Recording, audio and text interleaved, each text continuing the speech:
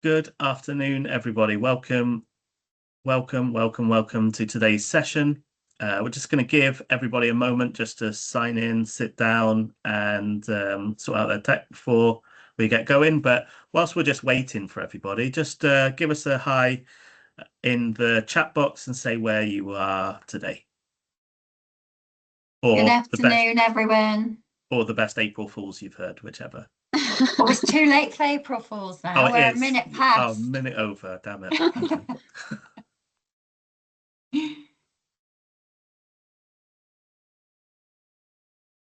Okay, just whilst everybody's sort of signing in. Hi, Janet. Really well. Hi, Bev. Janet. Hi, Bev. So just for everybody that's already arrived, today's session will be recorded. And we'll be processing that, and that will be available to everybody later on. Welcome, Karen.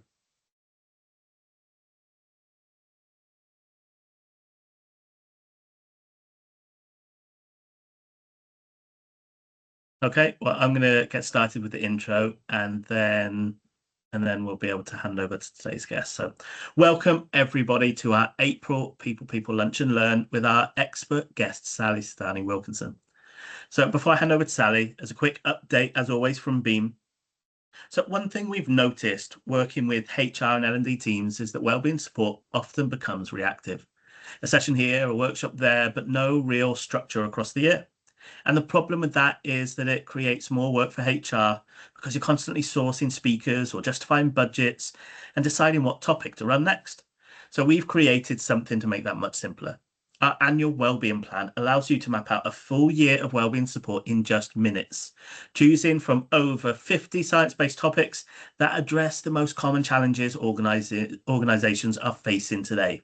It starts at £6,000 plus VAT, and that is for the entire year.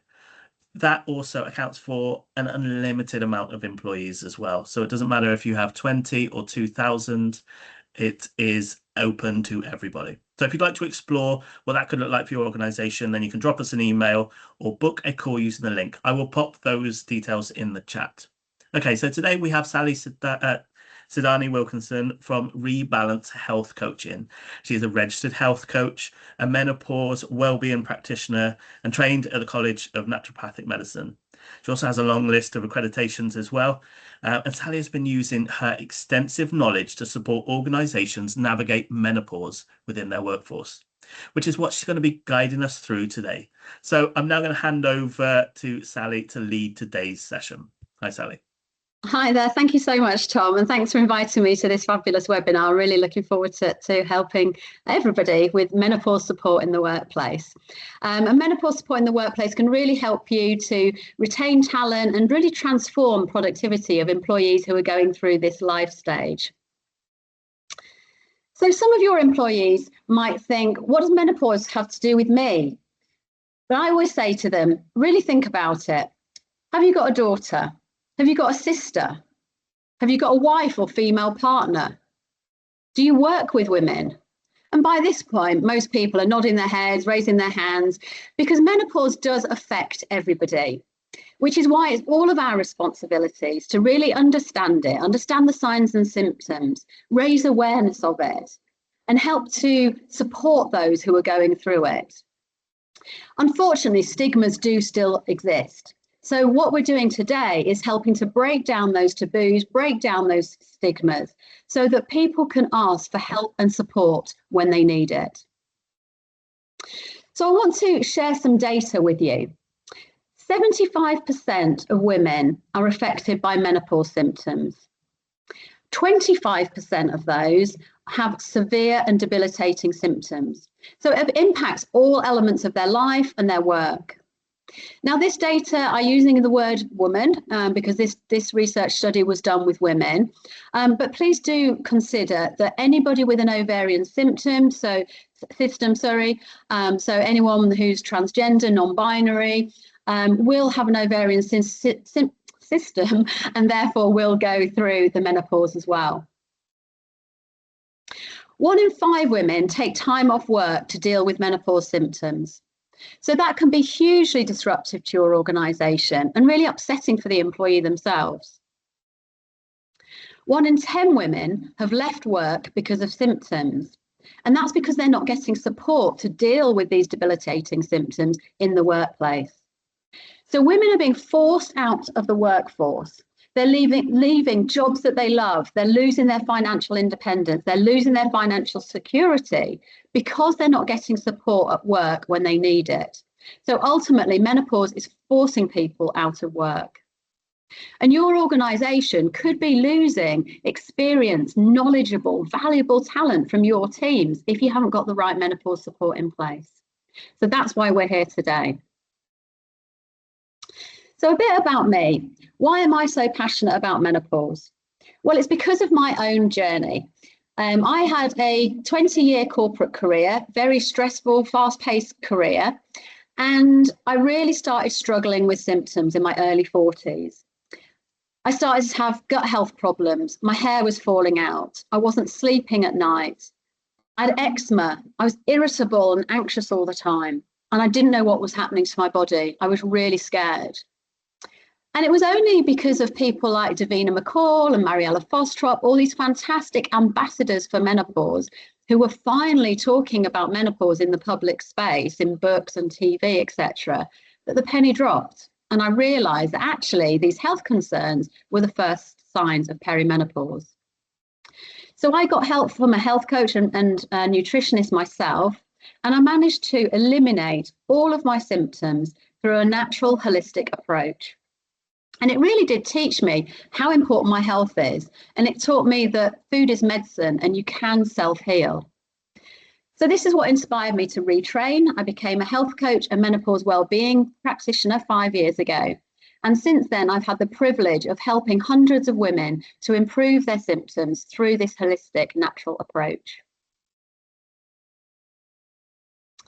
So our goal today is to break down all of those taboos and make menopause an inclusive subject that no one's afraid or embarrassed to talk about. There's no awkwardness around conversations. And it'll really help your employees who are going through menopause to feel comfortable and confident to talk about their symptoms and ask for help and support when they need it. And as HR leaders, people leaders, learning and development leaders, you are in the driving seat of making this change happen. So let me just explain a little bit about what menopause is. Well, there's actually 4 stages of menopause. So the first stage is premenopause. So these are a person's fertile years from puberty to perimenopause, where they're having regular periods and no symptoms. Then we reach perimenopause. This is the time before our menopause. And usually the first signs and symptoms are a change in periods. So a change in irregularity and change in nature of your periods. So they might experience heavier or lighter periods, longer or shorter, or more frequent or less frequent. So that's usually the first signs. And this is because the hormone imbalance that's happening through menopause. And for most people, this will be in their 40s, but every person is different. Menopause itself is a single day in time when a person hasn't had a period for 12 consecutive months. Now, the average age is 51. But as I said, it can happen at any age. I know people in their 20s, 30s, 40s, even as young as teenagers have been through the menopause. So there really is no one size fits all when it comes to menopause, which is why a personalised approach is really needed. Then we come to postmenopause. So after 12 months of 12 consecutive months of no period of menopause, then we reach postmenopause. And at this time, unfortunately, symptoms can persist. You know, some people think, oh, great, I've had my 12 months, I'm now menopausal, no more symptoms. Unfortunately, these symptoms can go on for weeks, months, even decades after our last period. And again, every person is different. The average is about 4 years. So after your last periods, symptoms will be about 4 years. Same with perimenopause. The average is about 4 years of that period. So what are the symptoms? Well, there's actually over 40 different symptoms. And this sometimes surprises people because often we talk about hot flushes or some of the more physical symptoms. But there's actually over 40 different symptoms, ranging from physical, psychological, or emotional symptoms. And they can all really negatively impact a person's performance at work or their career potential. So let's look at the symptoms. These are the physical symptoms you can see on the screen at the moment. So everything from hair loss, itchy skin, tingly hands and feet, joint aches and pains, muscle cramps, sleep problems, headaches and migraines, hot flushes and night sweats, food intolerances, bloating, unexplained weight gain. And then the emotional and psychological symptoms, which really aren't discussed very often, and particularly not in the workplace. So these symptoms are things like anxiety, brain fog, memory loss, depression, irritability, fatigue, trouble concentrating, lack of motivation, loss of confidence and self-esteem. So there's so many different symptoms that quite often the person doesn't realise that they're in perimenopause. Their manager doesn't realise they're in menopause. And there have been a lot of instances where employers haven't recognised the signs of menopause. And there's been cases of poor performance and wrong dismissal, which can really cause problems, from a legal point of view, if they're not addressed. And that's why it's really important that everybody in the workplace, managers, HR teams, and the employees themselves, everybody should have a good understanding of what those signs and symptoms look like and how it impacts people at work. There's so many symptoms that even GPs often misdiagnose. People go in with different symptoms and they don't realise that it's perimenopause or menopause, although fortunately that is getting better with awareness. But what I really advise people to do is to track their symptoms. So I've created this symptom checker here. You can download it using the QR code. And this symptom checker can be used. It's a tangible document where people can monitor their symptoms. So you can put in there what symptoms you're experiencing, when you're experiencing them, how often, how severe. And really, you've got a really tangible log then. So you've got a document to take to your line manager, to the HR or people team, to discuss how these symptoms are showing up and how they're impacting your work. Or this tangible document can be used to take to a GP for diagnosis and treatment. So it's a really useful thing to do. So I want you to think for a minute. How might you feel if you're trying to do a full day's work and you've got a splitting headache, you've got brain fog, you've got crippling joint aches and pains, you've got anxiety to the point you really don't want to go into work, you've only had 4 hours sleep, and yet you're expected to do the job and bring your A game and perform to the best of your abilities. And that's why people going through menopause often need a little bit of extra support and understanding at this phase of life. So I just want to sort of really have some empathy and you to all think about how might a person feel, and use the chat box because I'd love to hear from you, your thoughts on how might a person feel if they're experiencing some of their symptoms. How might that show up at work and how do you think it will affect their work? So if you just put it in the chat box, I'd love to hear your thoughts on that. Frustration, yeah, absolutely. Struggling to focus and concentrate, yep, great answers. Hopeless times, yes, that comes up a lot. A lot of my clients will say they feel hopeless. Not feeling good enough, yeah, absolutely. You start self-doubt. Imposter syndrome.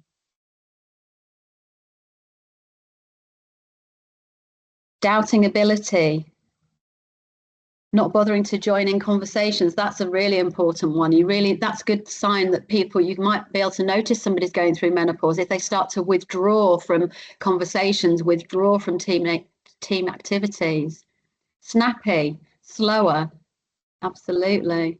Lack of focus, poor concentration. Fatigue, less confident, absolutely. Thank you for sharing that. That's really good. Hopefully that sort of gives you a bit of empathy of what people might be feeling like and how it might impact their work. So we've talked about what menopause is. And so we really now need to think about how can we help? So by putting in place menopause action plans and menopause support, we can really help employees. Because if a person feels listened to and they feel supported and they get help with and support with their symptoms, their morale will be lifted, productivity increases, engagement and creativity improve, and they'll be able to perform to the best of their abilities. So this will help your organisation by reducing sick days, and it'll help you to attract and retain more women in leadership positions and more women in your business.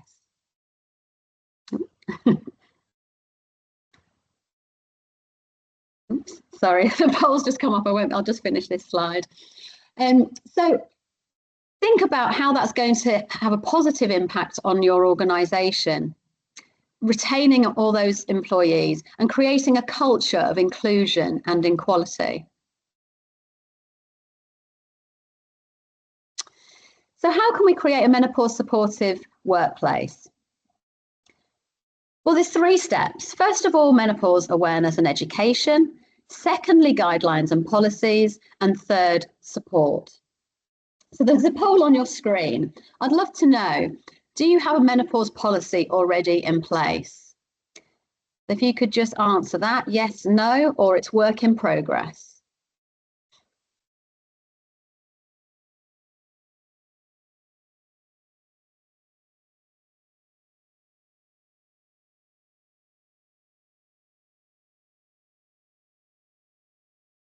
So we've got 40% yes, 27% no, and 36% work in progress. So great, you know, it's a pretty even split with only 27% not having a policy in place. So that's really great progress. You know, you can see how far we've come in the last 5 years with more policies now being put in place. And we've got more people just put their answers in. It's now gone up to 42% yes. Brilliant, that's really good to see. And a lot of people work in progress. And with the new law that's coming in place, I think that's really important that we do start thinking about putting those in place. So let's have a think about the 3-step process. From April, so from this month, it's 1st of April today. So from this month, it's now going to be voluntary by law to have menopause action plans in place for any organisation that's got 250 or more employees. But it's expected that from 2027, this will become mandatory. So it's great that all of you are sort of starting to think about menopause in the workplace, starting to think about putting action plans in place. And some of you have already got policies and guidelines in place and are looking obviously to, hopefully the reason you joined this webinar today is to expand that further. So that is really important. So if we look at the different steps, step 1, awareness and education. So hopefully you're thinking about, okay, how can I really make a difference? Well, that's a really good starting point is just by normalizing conversations in the workplace. Just start those conversations with some of your teams about menopause, because it shouldn't be an embarrassing topic to talk about. And it's really important that you spread awareness and education throughout the organization. Everyone from the CEO through the senior leadership throughout the organisation should really have this basic awareness and education training so they understand the signs and symptoms, they know how it affects employees, and they know how to support people who are going through it. If you need any help with those action plans, please do reach out to me because I can support you with that. Second step is guidelines and policies. So some of you, 42% of you have already got menopause policies in place, which is fantastic. Some of you are already work in progress, but we don't want these documents to be just collecting dust on the intranet. We don't want this to be just a tick box exercise that we've got a menopause policy in place. We want these to be living, breathing documents that people know that they're there, they're using them, and they know how to understand them. And they really should be embedded in the company culture. So maybe you want to think about how you can highlight these to your employees. If you do already have them or you're currently launching menopause policy, think about ways that you can really amplify these with your employees. So you might want to think about including them in company newsletters, or having a town hall meeting to launch them and signpost people to them, so that people understand where to find them and how to use them. And then the third step is support. Now, support can be emotional support, it can be physical support.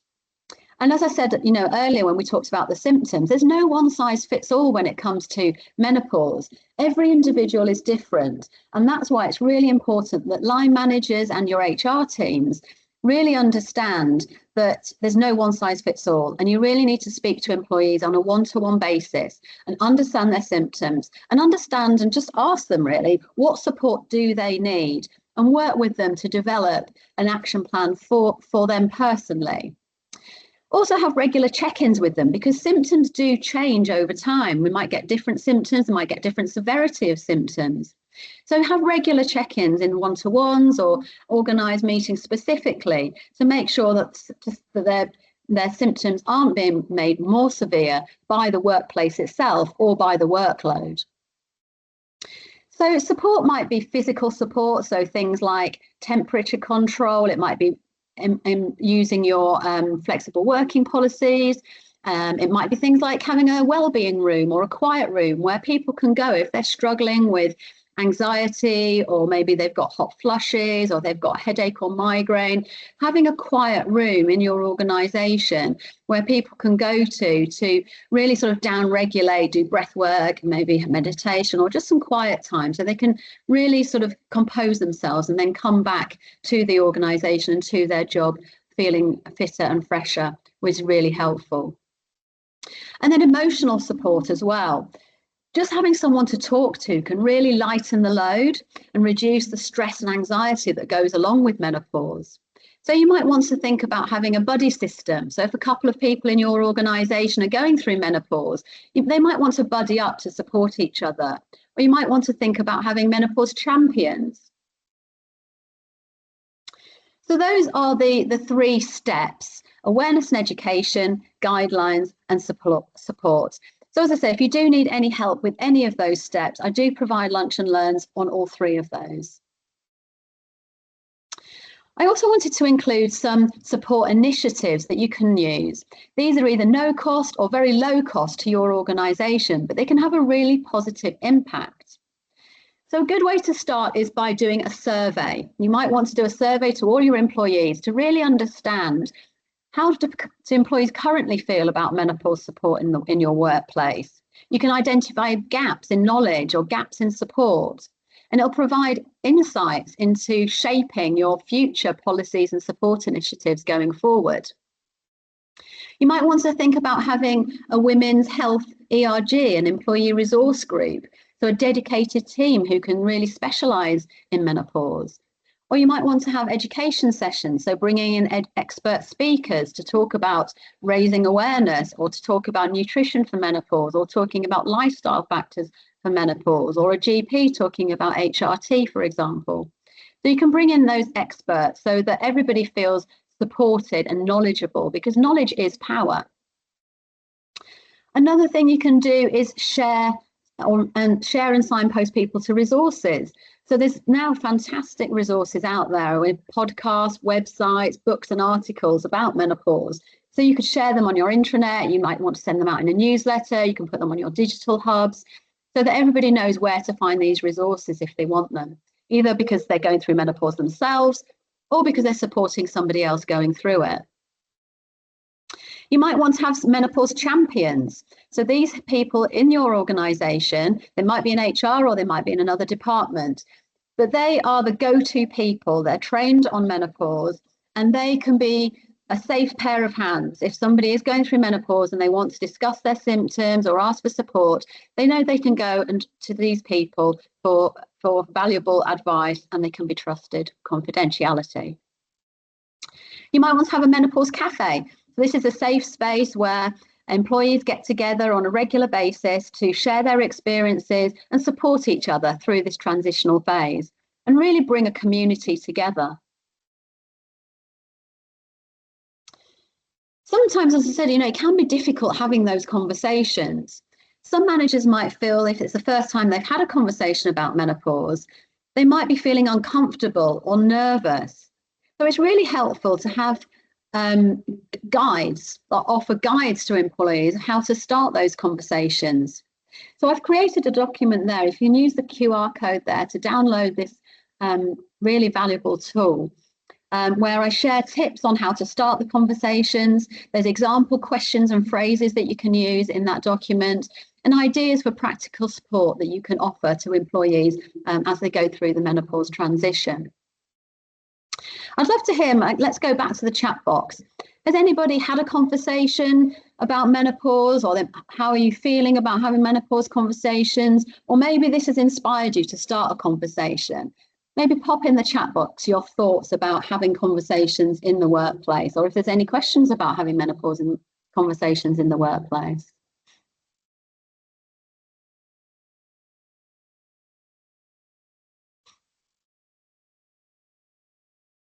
Anyone got any questions or thoughts?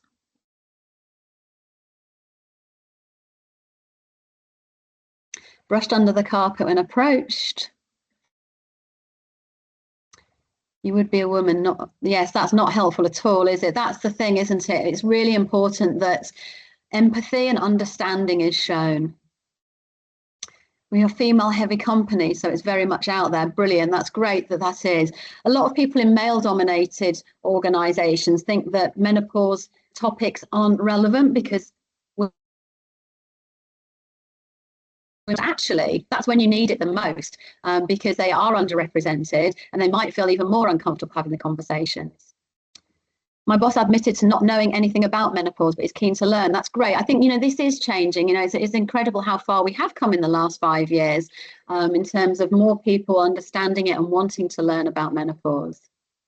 I had a conversation with an organisation last week and they were working with them. The team was female-led, 35 plus, and we discussed how important it was to become trailblazer for future generations. Absolutely. And, we're the first generation who are really talking about menopause and putting support programs in place. So hopefully for generations to come, everything will be in place and it will just be a normalised conversation. There doesn't seem to be much understanding around women, around hysterectomies. Absolutely. Yes, Beverly, that's a really good point. I had hysterectomy myself, and that means that you go into literally overnight menopause. So that can be, a different situation for people because they're not prepared for it. Quite often they have the surgery and they don't get any information on it. So that's something you can talk about in your awareness sessions as well, is, there's all different ways in terms of people reaching their menopause. It might be because of surgery, it might be because of chemotherapy, radiotherapy. So there's all different scenarios of how people come to have their menopause. I've had some good conversations about being socially acceptable, not so many around symptoms. Okay, that's really good to know. So maybe, you could start those conversations now about symptoms and take it a step further. Be surprised how many people will be in touch and you've opened a safe space. Yeah, absolutely. I think, creating those safe spaces, normalizing those conversations is really important. Thank you so much for sharing your thoughts on that. So the final piece of support you can put in place is actually how to improve symptoms, because awareness is great, but that only takes it so far. What we want to achieve is reduce absenteeism, less people leaving work. And we can do that by helping people with the symptoms themselves.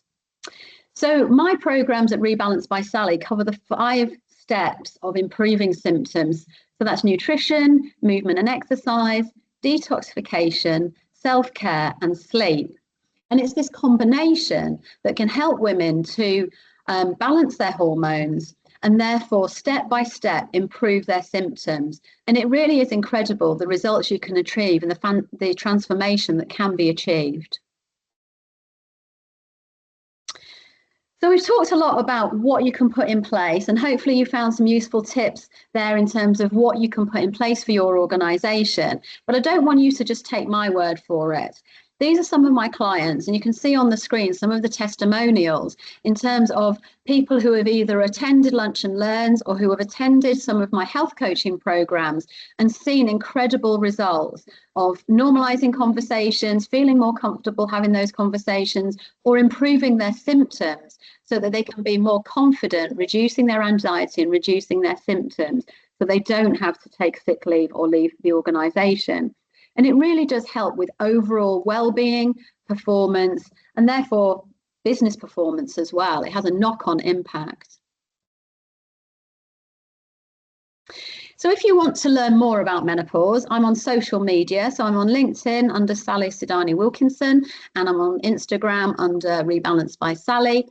And I've got a website, so I post monthly lots of different articles on my website about menopause symptoms, how you can improve symptoms, managing symptoms, both for personal use and also in the workplace. So please feel free to go to my website. And there's also a newsletter on there. You can sign up to my monthly newsletter, where every month I send out hints and tips about managing symptoms and recipes and nutritional guidelines as well in terms of improving symptoms. If you're interested in workplace support, as I mentioned, I do lunch and learns, which are 1 hour slots and different packages there. I can help you with your action plans and policies and guidelines. And I also do 12-week health coaching programs for individuals who are going through menopause to improve their symptoms. So we go through a personalised approach so that they can put in place healthy habits, nutrition and lifestyle factors that are bespoke to the individual themselves to improve their symptoms. So now's the time to make a difference. Now's the time to change the narrative about menopause and start to attract and retain more women in business and more women in leadership positions by creating workplaces that are diverse, inclusive, and with gender equality, so that women can thrive throughout their careers. And I want to leave you with a little bit of homework. So I want all of you to have a conversation about menopause today, whether that's with your partner, whether that's with your kids, whether that's with a friend or with a work colleague. We need to spread awareness of its impact and show support and empathy for those who need it and deserve it. So that's all from me, and I'll now open the floor if anybody's got any questions. Thank you so much, Sally. That was so amazingly interesting. And I know I've definitely got a few questions, but I'll open up to everyone else. So you can either pop a question in the chat box, or you can just do that little raised hand thingy and unmute if you have a question for Sally.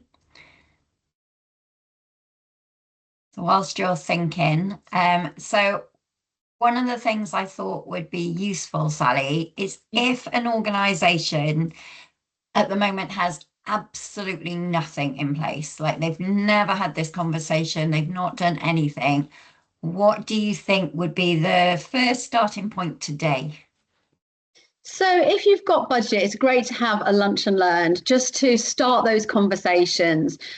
So raising awareness, talking about empathy, explaining what menopause is, explaining how it impacts people in work, because I think that's the key thing is some people understand menopause, but they're not joining the dots in terms of really understanding how it's impacting people at work. So by having those sessions, it really helps individuals to empathize and understand that this is affecting the bottom line. This is affecting business performance. This is affecting profitability of organizations. You're losing valuable talent from the organization if you don't have anything in place.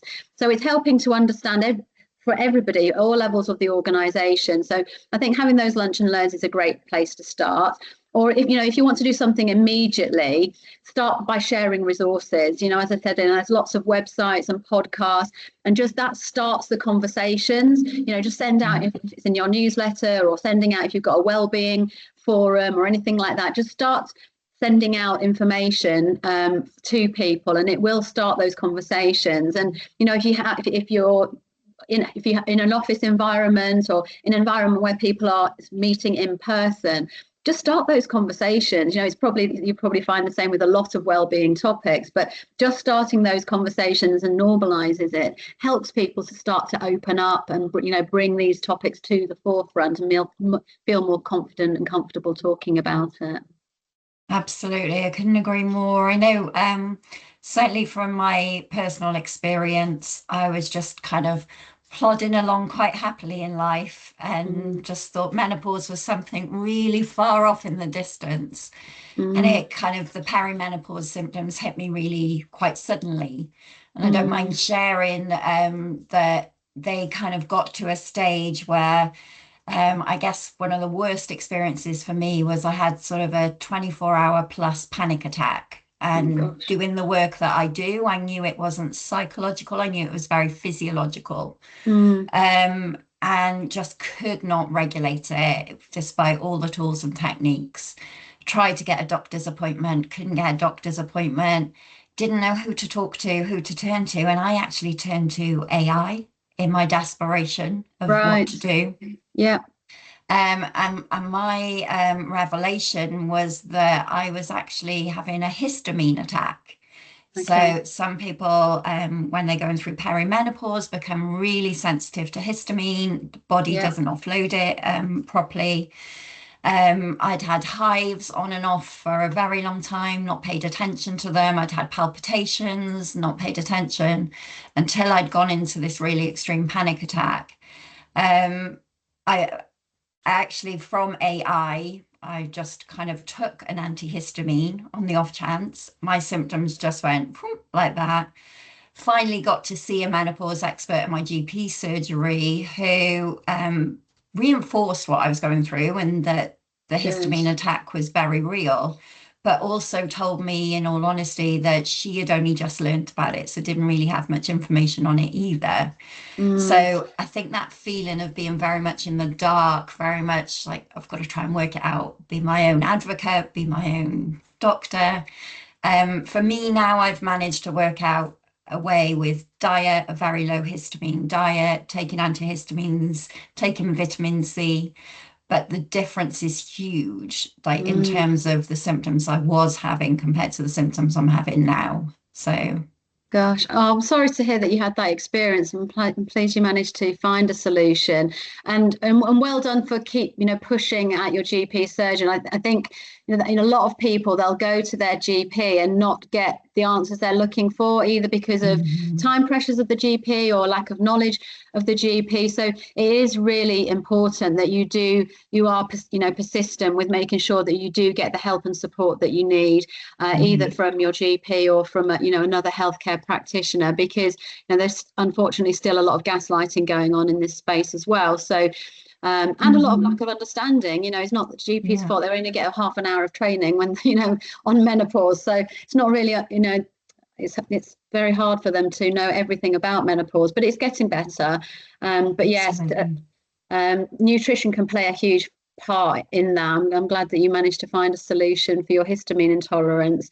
It is very common. I had a similar experience with gluten intolerance, and you don't realize at the time that it's related to your hormones, but all these symptoms. So if you are experience symptoms, and as I said, it's not necessarily even in your 40s, it might be in your 30s. So if there are a number of symptoms which you've recognized from what I was talking about today, do speak to your GP, and then they'll hopefully be able to help you. Definitely. I just think we've got to advocate for ourselves. We've got to be more honest. I think it might have been Bev who's just asked another question here, who mentioned earlier, so many people talk about the hot flushes or the night sweats or the mood, but actually there's so many other symptoms, as you mentioned there, that I think, I've talked to so many females my age about my experience now, and they're like, I've never heard of it, didn't know that was a thing. Like, so we need to share that. We need to share our experiences. And with the younger women as well, as I said earlier, we're the first generation who have got the education about menopause. So it's really important that we share that with the next generation, so they don't have to go through this fear that we had to go through and this lack of understanding that we had to go through. Women in their 20s and 30s should have be able to have all the knowledge. Hopefully it'll start in schools. It's in some schools already, but not everywhere. So in their 20s and 30s, they can get their nutrition and lifestyle right. If they can understand what symptoms to look out for, they'll be in a much stronger position than our generation were. And much better than our poor mothers who just stayed silent. Yeah. So absolutely. Let me just ask Bev's question here. So Bev says her organisation is remote based. So the policy they'd need would be different that she would imagine. I would imagine a lot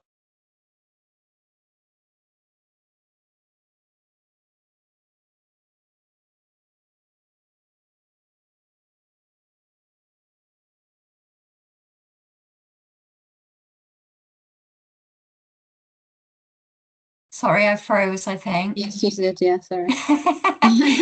Did you get Bev's question? No, sorry. That's okay. So Bev says her organisation is remote based. Yeah. It would be a different kind of menopause policy, I would imagine. I would imagine a lot of self-management and mental health support or conversations with line managers.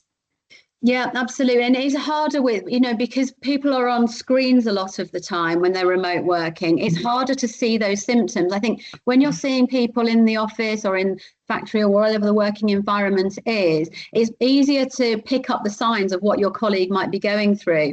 But when people are on a screen, it's very easy for them to, hide emotions and hide symptoms. So it is harder for line managers, but just asking questions, like if you do notice a difference in behavior, if you do notice a difference in their performance at work, just starting those conversations, don't even mention menopause specifically, just having those conversations, sort of saying, how are you feeling? Is there anything I can help with? I've noticed a difference in your work.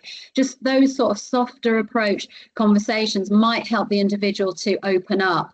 Particularly if they are working remotely and don't feel that they can, just ask for help and support. And yes, in terms of the policy, then obviously you'd have to build in different things there, but most of the principles will be similar in terms of, flexible working. Okay, they're not coming into the office, but they might want to start their job later in the day. And people who, I work with a lot of people in customer service, and if they're on the phones all day, it can be really challenging. If they need to use the bathroom more frequently, or if they're struggling with joint aches and pains. So, each role and job needs a different approach to it. So you can break that down in the policy, as well as having one-to-one conversations with people. I think policies and guidelines are great, but they're more generic. It's more putting pointers in there of what questions to ask so that you can tailor it to the individual employee. Yeah, that makes perfect sense, and very similar to how we would deal with mental health support in that format as well. Yeah. Another question from Alison. What if you are the go-to person in your organisation and you're concerned that talking about menopause or not very sure what is going on in your own body, you don't know who to turn to and might be worried about being performance managed? How do you overcome this? I think being open and honest, if performance is being questioned, then it's really important that you do speak to somebody who you're comfortable talking to. If that's your line manager, if that's your HR or people team, it's important that you do express your concerns, and then talk about, what workplace adaptations, reasonable adjustments you want to help with that. And I think it's important that that comes from you, because sometimes managers might not come up with those ideas, or might not know how to handle it. So you as the individual, if you come up with the ideas of what support you're looking for and go to your line manager or HR teams with that, then they can always respond in that way. If you're your go-to person, then go for external support as well. You need somebody to speak to as well. If you don't feel comfortable talking to others within your organisation, then maybe go to somebody outside your organisation. There's a number of menopause cafes, which are charity-run events. Or I'm happy to have a conversation. If there's anything you want to run by me, I'm happy to have a call with anybody after this. Amazing. One last question. Would requesting to work remotely 5 days a week while going through perimenopause be considered an unreasonable or a reasonable request? It really does depend on the organisation and the role that you're doing. If something is a physical job where you need to be in the office, then that probably wouldn't be considered reasonable. But at that point, then you could talk about, okay, I need to delegate part of my job while I am going through this phase of life, or I need to have extra support. I need an assistant to help me with whatever that part is that you can't do. So it really does depend on the business, the industry you're in, and the role function you're in. But reasonable adjustments is, what can you do to lighten your load so you can deal with your symptoms, and whether that's bringing in extra resources or supporting you in another way. It will really come down to the individual. Yeah, it's a tricky one. It reminds me, actually, we had an amazing neurodiversity specialist speaking last month, and reasonable adjustments were mentioned then, and she called them success enablers.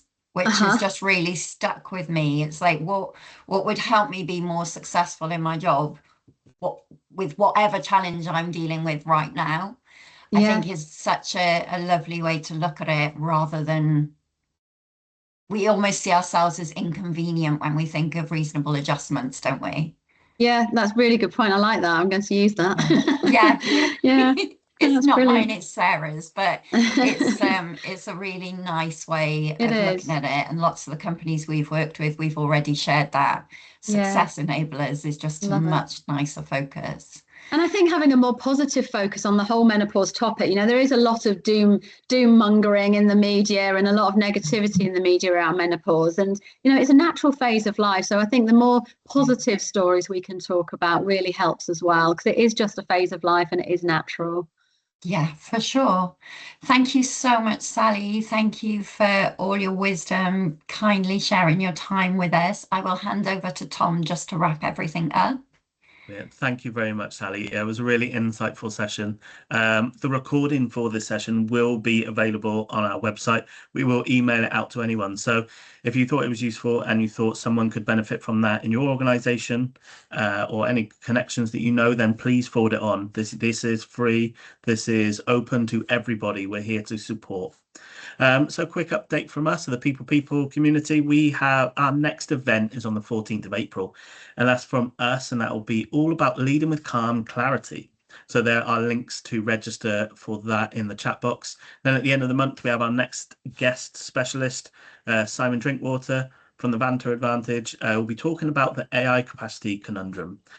Really interesting. We haven't even got all the information for it yet, because it's a world that's changing so fast. So that's somewhere will be coming a little bit later on. You can also join our People network on LinkedIn. We share lots of resources, articles, events, and there's lots going on. And finally, you can book a call with us, a discovery call with us, using the link in the chat as well. We'd like to thank you very much. Thank you very much, Sally, for coming along and being a guest specialist today. We will send out any resources that Sally mentioned during this session. They'll be on the replay page as well, so you'll be able to watch and download and also connect with Sally as well. So I'm going to stop the recording now. We'll all hang around for just a moment, but the recording will be stopped.